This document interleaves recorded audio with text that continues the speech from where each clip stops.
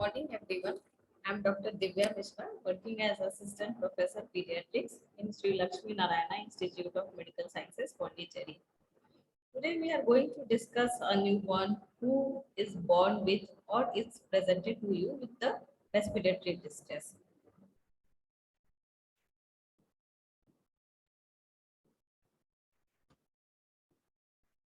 So what is respiratory distress in newborn?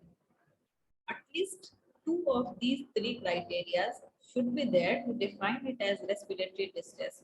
Either respiratory rate should be more than 60 per minute, there can be some subcostal or intercostal retractions, or there can be expiratory grunt or groaning sound.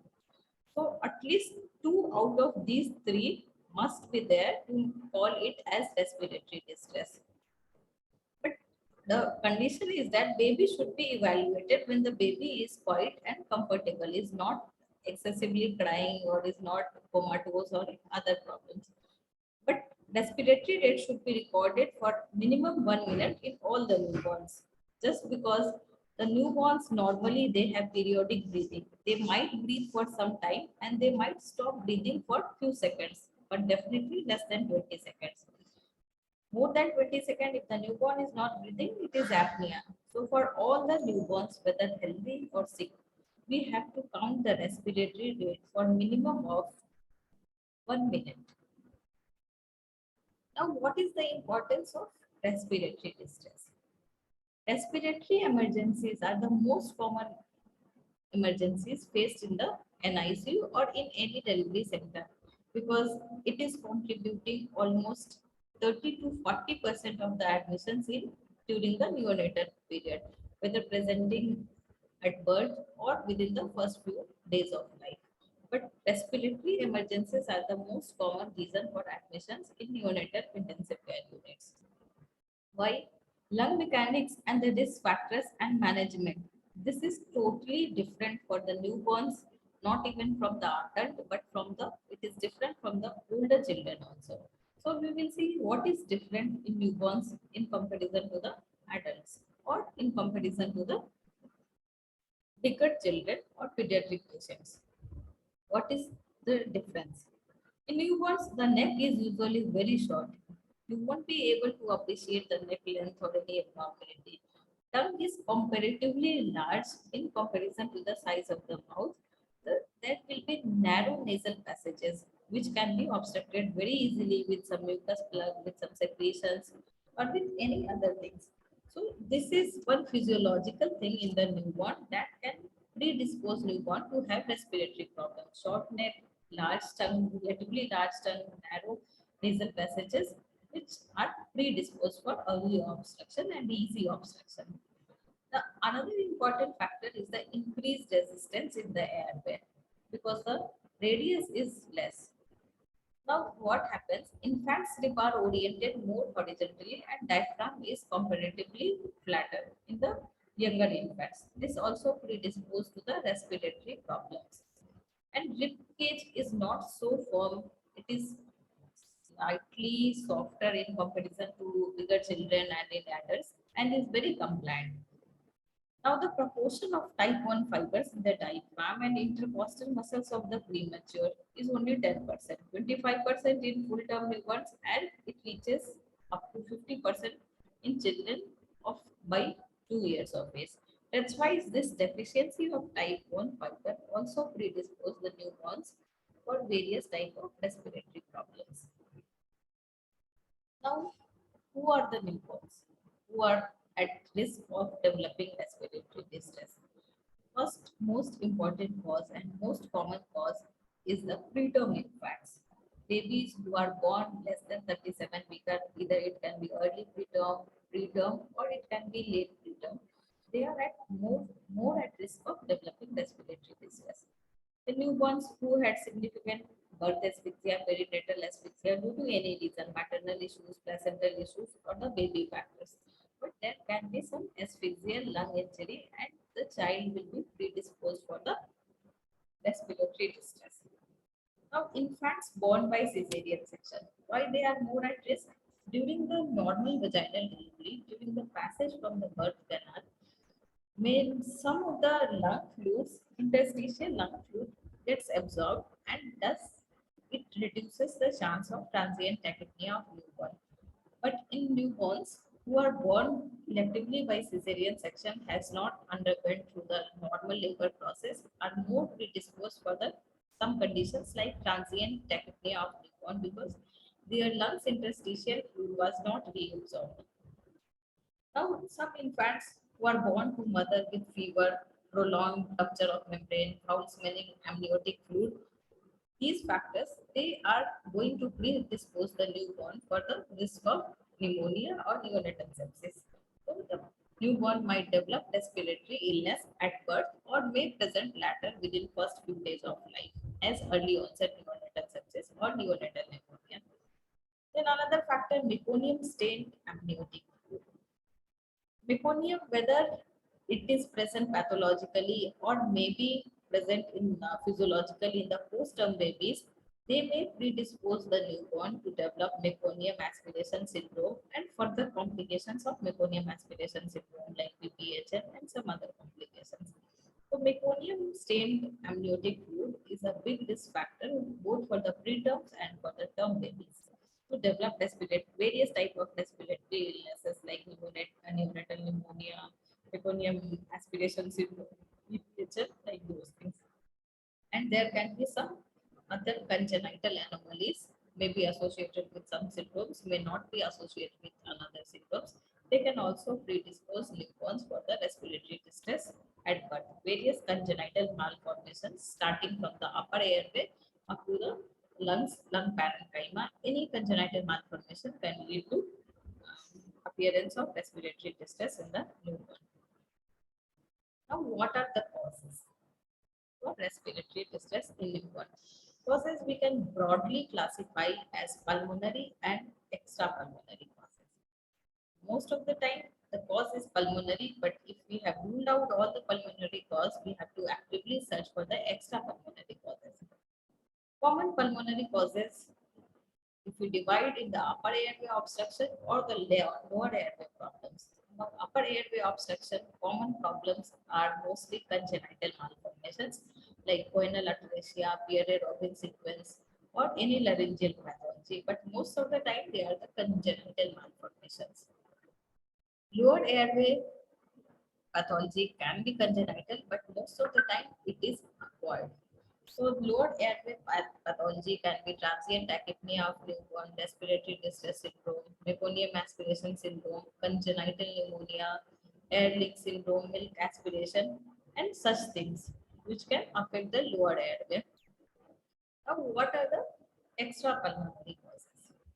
Extrapulmonary causes may be congenital heart disease, polycythemia, hypoglycemia, some rare neuromuscular diseases, hypothermia, metabolic acidosis due to any cause, intracranial, birth trauma, shock, anemia.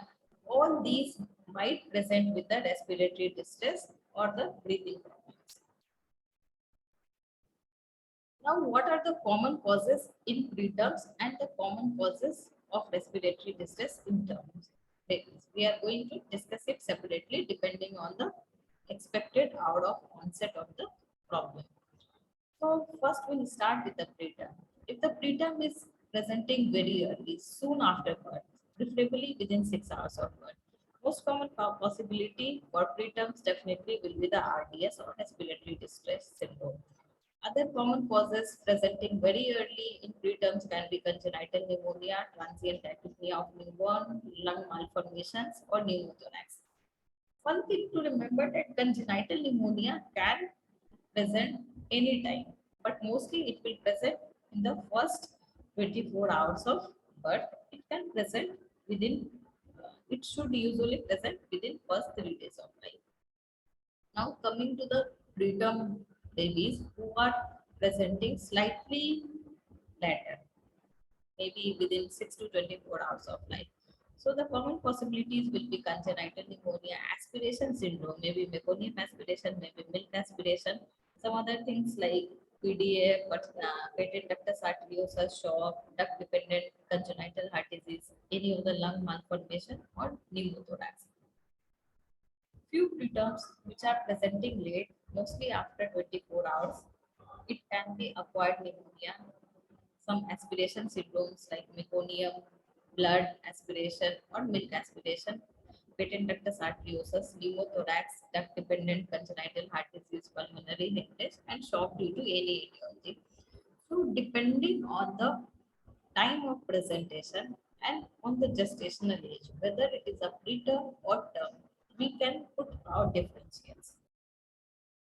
Same thing for the term babies. If the term baby is presenting very early, within 6 hours of life, most common thing we will suspect will be the transient tachypnea of newborn. Although this is a diagnosis of exclusion, but it is one of the commonest causes. Other possibilities may be congenital pneumonia, post-asphyxial lung dysfunction, maybe aspiration syndromes, blood aspiration, milk aspiration, some of the congenital lung malformations, and pneumothorax due to any reason. Now, if the term newborn is presenting slightly late, between 6 to 24 hours of life, what are the possibilities? Congenital pneumonia can present at any time depending on the severity of the pneumonia. So, congenital pneumonia will be another common possibility. Beyond that, it can be duct dependent congenital heart disease, it can be pneumothorax, it can be polycythemia, any congenital lung malformations. And if the term baby is presenting after 24 hours of life, it can be acquired pneumonia, again, pneumothorax, pulmonary hemorrhage, or the duct dependent congenital heart disease. So, the crux is that if the preterm is presenting very early, the common possibilities will be the respiratory distress syndrome and the congenital pneumonia. But if the term baby is presenting very early, the common causes will be most common causes should be transient tachypnea of newborn, pneumonia, and if it is presenting late, the cause can be drug dependent congenital heart disease, pneumonia, or any of the metabolic abnormalities. So, depending on the gestation and the time of presentation, we have to put our differentials and we have to proceed accordingly. Now, coming to the evaluation, how we are going to evaluate? As with the other cases, we have to start with the history, full thorough maternal and antenatal history examination, and then we will proceed with the investigations. So, history wise, what thing is the most important? We have to ask whether it was a term baby, whether it was a preterm baby, or it is a post-dated baby. Because preterms are more predisposed for RDS, especially if the antenatal steroid coverage was not good or was incomplete or was not there. If the baby is term and was delivered by LSCS, first we will think of transient tachypnea. But definitely, depending on the risk factor, we have to put other possibilities also. If the baby is post-dated, meconium stained amniotic fluid is very common in the post-dated infants. So, one common possibility in those situations will be meconium aspiration syndrome, whether mild, moderate, or severe. So, depending on the situation, we have to put out differentials. Now, from the history, we have got a history of either oligohydramnios, polyhydramnios, or meconium stain. Oligohydramnios usually associated with some lung malformation, pulmonary hypoplasia. Polyhydramnios can be associated with congenital diaphragmatic hernia, tracheoesophageal fistula, any of the gut abnormalities. And meconium stained amniotic fluid, it can lead to meconium aspiration syndrome or to persistent pulmonary hypertension of the newborn. So, depending upon the status of liker also, we have to think what are the primary possibilities and what are the secondary possibilities. Now, history-wise, another important thing is the leaking per vagina. What is any other signs of chorioamnionitis? If the mother has prolonged leaking, more than 18 hours or more than 24 hours of leaking, or there was foul smelling liquor, or there is other overt signs of chorioamnionitis like high-grade maternal fever, foul smelling liquor, maternal leukocytosis, maternal positive CRP, some of the signs of chorioamnionitis, then definitely the baby is at risk of developing early onset neonatal sepsis. Whether it is PPROF, that is premature preterm rupture of membrane, or it can be maternal UTI. Both of these can lead to early onset neonatal sepsis. Now, depending upon the condition at birth of the baby, how the baby was born. If the baby is born with distress, is non-vigorous, required resuscitation at birth, we have to think what can be the possibility. If the baby is born at birth, did not have any asphyxia, depending on the term and preterm, there can be possibilities. If the baby was not vigorous, has received resuscitation, by bag and mask or bag and tube ventilation, it can be either asphyxial lung injury or by trauma. There can be pneumothorax or pneumomediastinum. Or if the baby has received resuscitation of any positive pressure with bag and mask or bag and tube, we have to keep a possibility of air leaks and asphyxial lung disease also. Now coming to examination part. Examination wise, we have to first check the vitals as with the other patients. So vitals wise, temperature, whether the baby is hypo or hypothermic, any temperature abnormality might lead to respiratory distress, any tachypnea or multiple episodes of apnea is there. Heart rate is okay or it is more than 160, 170, the child is getting tachycardia or bradycardia, maybe due to poor respiratory drives, and saturation, whether the target saturation of 90-95% after 10 minutes of life is there or the baby inside is not having good saturations. So vitals wise, temperature, respiratory rate, heart rate, and saturation, anyways we have to check. Then we have to assess the degree of respiratory distress depending on the signs of respiratory distress, whether retractions, grunting, nasal flaring, stridor, these are present or only some of the signs are there. Then we'll go with the thorough examination of respiratory system. How is the chest expansion? How is the chest wall movement? How is the air entry on both sides? And is there any additional sounds like cracks or bite or any other abnormal sounds, decreased breath sounds? Then thorough respiratory system examination is definitely warranted. Now, examination wise, what else we have to see? We have to go for other system examination also to look for any clues to put our differentials. We have to look, we have to rule out all the cardiac diseases also. So we can auscultate, we can see whether there is any dystrocardia, any abnormal heart sound like loud V2 or any type of murmur which can be present normally at birth or maybe abnormal. So we have to thoroughly examine cardiovascular system also. Abdomen wise, some signs we might get. If we are getting scaphoid abdomen and the child is in respiratory distress, definitely we will think of congenital diaphragmatia. If the bowel sounds are absent, again we might suspect congenital diaphragmatic. If there is hepatomegaly, we can suspect some kind of sepsis, some kind of intrauterine infections. Then we can see the umbilical cords and nails. If there is not clear-cut history of meconium stain delivery or the history is dubious, we can check the umbilical cord and nails whether it was meconium stained or not. Then we can assess the tone and reflexes of the baby.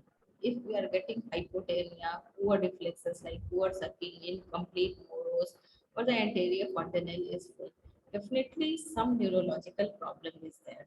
Either maybe asphyxia related, maybe infection meningitis related, but if tone reflexes activity is not appropriate for the age, definitely some CNS involvement is there. Now, how to assess the severity of respiratory distress, whether it is mild, moderate, or severe? So, we have many scoring system for this. First scoring system, which we most commonly use, is the Downey's score. Downey's scores has 5 components: respiratory rate, cyanosis, grunting, retractions, and air entry. This is graded from 0, 1, and 2.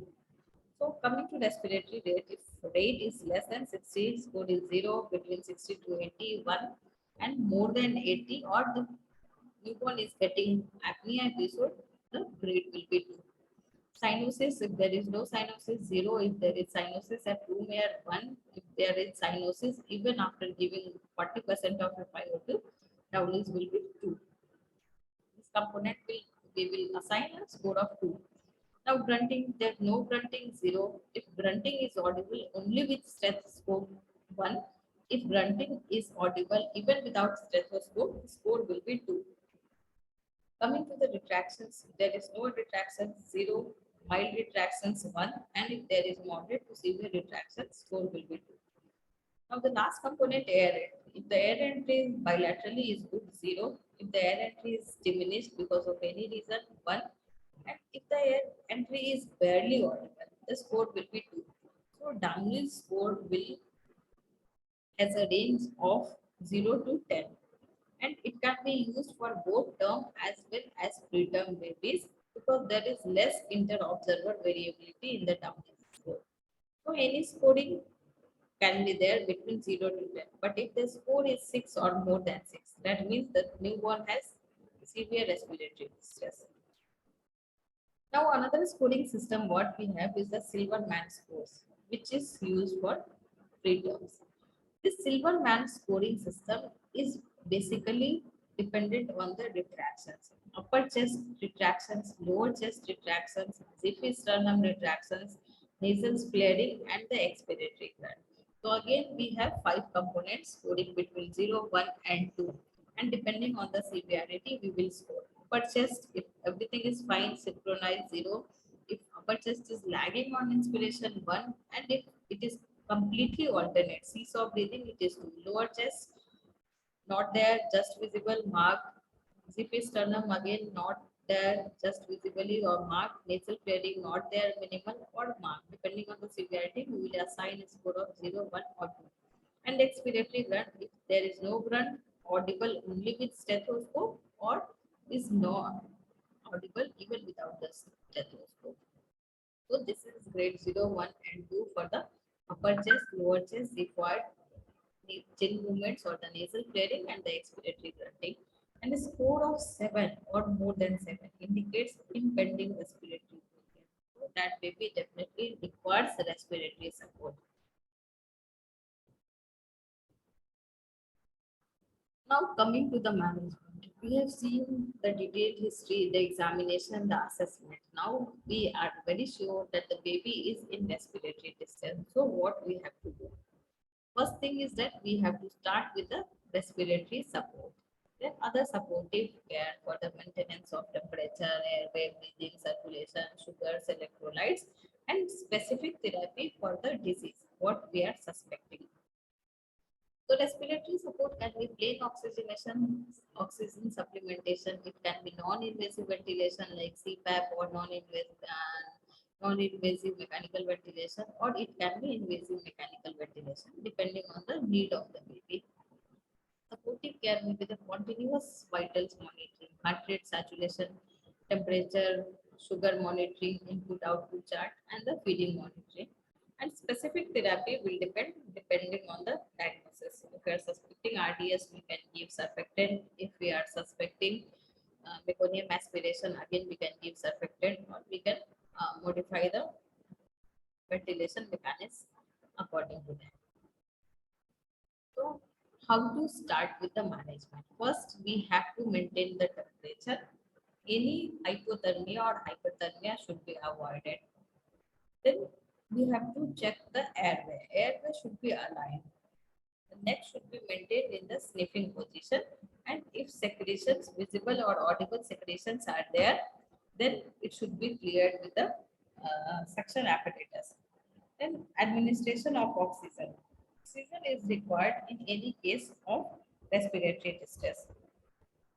Then we have to examine the features of respiratory distress and we have to classify its severity. Definitely, we have to look for the circulatory signs if there is volume wise the baby is normal or is getting hypovolemic. So heart rate, pulse volume, capillary refill time, skin colors, all these are the markers for the to assess the circulation. Now, if there is any secretions, we have to put the suction apparatus, but the pressure should never exceed more than 100 mmHg. Depending on the features of respiratory distress and the severity, we can order for a chest X-ray. Simultaneously, we have to manage the fluid electrolyte status. If there is any abnormality in the sugar level or the electrolytes, preterms are more at risk, we have to correct that thing. Okay, we have to put a vascular access by the putting cannula or the central line, and we can get a capillary blood gas or the arterial blood gas. Now, if the baby is preterm, then the most important thing is the early CPAP administration. Whatever is the pathology, since the chest wall is very compliant and the baby's lung parenchyma is not so good, not so well developed, not having enough surfactant, early CPAP is the best and the should be the first most priority. Then depending on the grading of RDS, if the RDS is moderate to severe, we can give surfactant also. And if you are suspecting any risk factor for sepsis is there, we can send the sepsis screen. We can start antibiotics after sending the blood culture. But if the baby preterm has not responded to CPAP, the disease is worsening, grunt is worsening, blood gas is showing persistent hypoxemia, or the worsening of hypoxemia. Definitely, the baby is a candidate for mechanical ventilation. What if the baby is near term or term, but the respiratory effort is not there? Shock is worsening. We are suspecting persistent pulmonary hypertension, massive pulmonary hemorrhage, or some malformations like diaphragmatic hernia, sudden collapse with apnea that has not responded to bag and mask ventilation. Directly, we have to go to mechanical ventilation.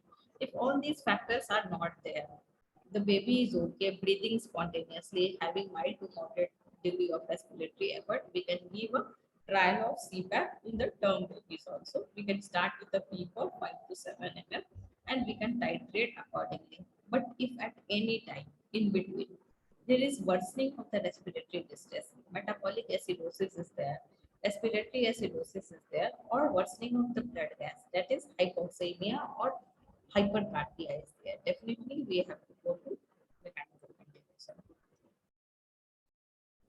Now, what is the oxygen therapy?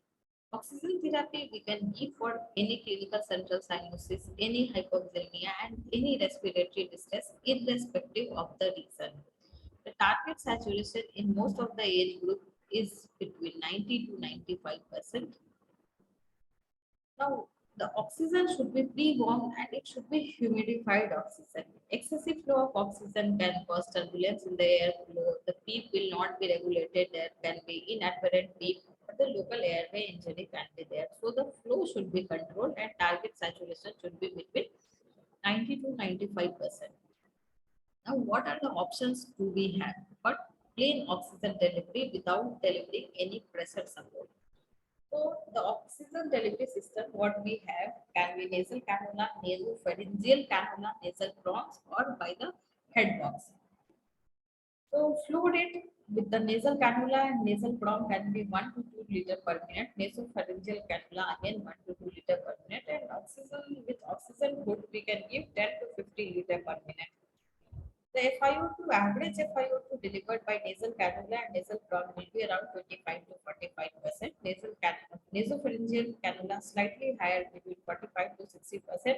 And with the oxygen head box, we can give even up to 80 to 90% of FiO2 depending on the requirement. The complications for the nasal cannula and prongs is the local injury, the crusting, septal trauma, erosion, or if the flow is very high, then inadvertent PEEP may be delivered. With oxygen hood, only there is the risk of hyperoxemia. We are delivering more oxygen than required.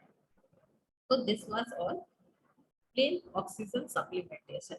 Now, what if the child has breathing difficulty? If the child is having respiratory distress, then we have to give some pressures also. For applying pressure, we have a device that is known as continuous positive airway pressure or the CPAP machine. So, application of continuous distending pressure throughout the respiratory cycle in a spontaneously breathing infant. To receive CPAP, the child should have its own respiratory effort. Otherwise, directly we have to go to the mechanical ventilation. Now, whom to start? Any preterm with respiratory distress, definitely. Any term baby without any signs of overt malformation, shock, or severe distress, we can give a trial of CPAP. How to start? We can start with a pressure of 5 and FiO2 depending on the target saturation required, that is between 90 to 95. Now, how to titrate for the CPAP? So we have started the baby on CPAP And we can evaluate every 15 to 20 minutes to look for any improvement and worsening. What all things we have to measure? The chest inflation, saturation, and the blood gas values. So if there is features of underinflation, the disease is worsening. Chest X-ray is suggestive of low volume lung. Then we can increase the CPAP. Okay? Or if it is suggestive of RDS, we can give surfactant. If there is adequate inflation and the baby is improving, okay, then we can wait and we can continue the same. But if the baby is worsening, we can go for the mechanical ventilation. Now, if we are getting features of hyperinflation, the chest one is hyperinflated, chest X-ray is also hyperinflated, then we have to come down on the pressures. We can decrease the P by 1. How to assess that what we are giving pressures is adequate or not? If the child is improving, there is disappearance of grunting, intercostal retractions, and the baby has becoming comfortable with the good chest excursions. Mostly the CPAP what we are giving is enough, and we can reduce the FiO2 rapidly depending on the target saturations. If the in capillary blood gas or ABG, if the arterial saturation and the carbon dioxide concentration is within coming to normal range, that means the baby is getting adequate support. In chest X-ray, the lung expansion is not underinflated, not overinflated. That means support is okay. Now, when to move to mechanical ventilation? Either we can move to mechanical ventilation when there is CPAP failure. Despite our maximum possible settings of CPAP and FiO2, the child has not improving. We can go to mechanical ventilation, or directly we can go for the mechanical ventilation if the baby is not having spontaneous breathing effort. Now, what is the progressive respiratory failure? If there is persistent hypercapnia, PCO2 is persistently more than 60, or there is inability to maintain oxygenation, arterial oxygen saturation is persistently less than 50, severe cardiovascular instability, hypotension, shock is there, some of the airway malformation like venal atresia, cleft palate, we cannot give CPAP. Deaf CDH, we cannot give CPAP. It will not work. Plus, it may harm the child. Now, if there is poor respiratory drive, frequent apnea and bradycardia, we have to directly go for mechanical ventilation. And if there is CPAP failure, the child is not able to CPAP, we have to go to mechanical ventilation. Investigation wise, what all we can do? Clinically, definitely we have to monitor with the pulse oximeter, saturation and heart rate. We can go for the capillary blood gas or arterial blood gas to look for any kind of acidosis. To rule out sepsis, we can do the blood counts. We can check the metabolic status, glucose level. We can do the sepsis workup, full sepsis workup. We can order for a chest X-ray depending on the severity. And if we are suspecting RDS, we can do the shake test in preterm to rule out the respiratory disorders. What is the normal chest X-ray? For newborns, what we are taking is usually APV. Diaphragm is up to 6 ribs anteriorly and 8 ribs posteriorly. Anything less than this is underinflation. Anything more than this is overinflation. And ribs will be comparatively horizontal in comparison to older children. Normal cardiac thoracic ratio we can accept up to 60% or 0.6. Air bronchogram can present in the retrocardiac area, that is normal for a newborn, and thymus may be prominent. So these are the normal chest finding for a newborn. Anything different from this can be abnormal. Surfactant therapy, what we have to give that when we are starting the newborn with CPAP as per CPAP protocol, and we can maximum go up to 7 or 8 centimeter of water, but the child is not improving. There is persistent distress. Despite giving FiO2 of more than 30% and CPAP of 7 to 8, we have to consider surfactant by ensure technique. That is intubate, give surfactant and extubate.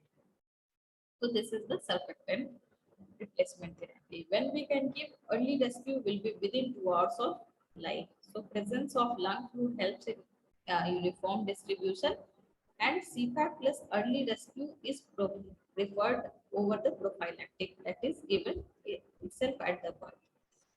So early rescue is within 2 hours. Late rescue means after 2 hours also we can give surfactants. The common complications related to surfactant will be the airway obstruction, air leak, hemorrhage, pulmonary edema. So whenever needed, we have to give surfactant as early as possible, but not in cases where the surfactant is not needed.